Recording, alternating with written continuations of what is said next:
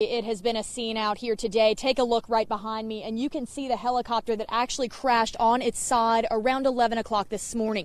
Now, Jessica Ward is the owner of High Tide Helicopters, and it was then that John Cleary of the airport heard her scream, call 911, when the helicopter had only gotten about 50 feet in the air and then took a dive, landing on its side. We have learned new information about the pilot in that chopper today. His name was Wayne Page. He was 65 years old, and he has just been released from New Hanover Regional Medical Center with only minor cuts and bruises, and that is in part thanks to John Cleary, who's with me right now from the airport. John, come on in here. I want to talk to you, though, because we talked a little earlier today about the dramatic scene. Step on in a little further from me. Tell me what you had to do once you got to the chopper. Well, everybody at the airport pitched in, all the maintenance guys, and came over and swooped down on the helicopter and ripped the door off, and the fire department guys got them out quickly and got them in the ambulance over to New Hanover. And I know we were talking, police and firefighters have been here today. They'll be looking for parts of this chopper for the next few days, correct? That's right. The FAA is on their way, coming to the site.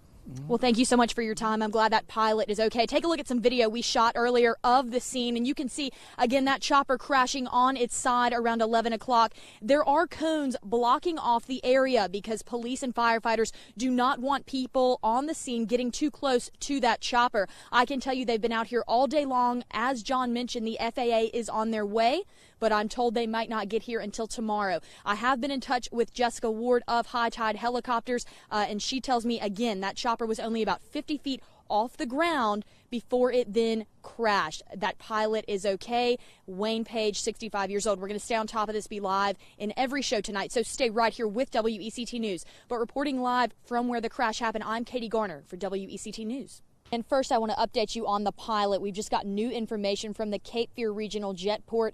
I do know the pilot's name was Wayne Page. He was 65 years old. That we brought you back at 4 o'clock. But we've learned that he left New Hanover Regional Medical Center with only 2 stitches after wrecking the chopper that you see behind me. That is an R-44 helicopter. And it's in part thanks to the fact that the airport's safety was in such a good place. They were able to get right out here and help him. They did have to take the door off the chopper. It was done so very, very fast. An ambulance then came and transported Wayne Page to the hospital. He was a student pilot, and he was only on his 4th solo run. The plane crashed after only being a few feet in the air on its side. But right now we've got Howie Franklin. You are the airport director. Sir, talk to me about the safety. You guys have had, he told me, 2 wrecks in 22 years, but you're prepared for those. Well, safety is one of the biggest things that we consider all the time. We have safety meetings on a regular basis.